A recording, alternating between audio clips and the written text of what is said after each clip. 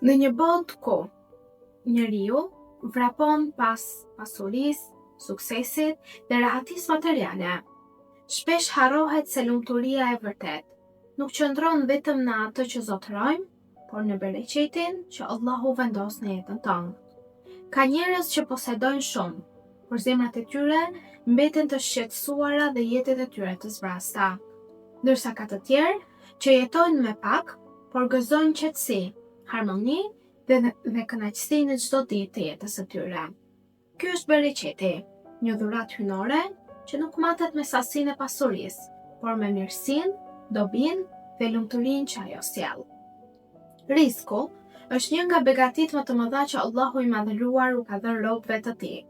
Ai nuk kufizohet vetëm në të ardhurat apo në pasurinë materiale, por përfshin shëndetin, familjen, dijen, kohën, fëmijët, të cilët janë të mirë, miqtë e sinqertë dhe çdo mirësi që e zbukuron jetën e njeriut. Megjithatë, risku pa bereqet mund të humbas shpejt vlerën e tij, ndërsa edhe një mirësi e vogël kur shoqërohet me bereqetin e Allahut, mund të sjellë lumturi dhe mjaftueshmëri për një jetë të tërë.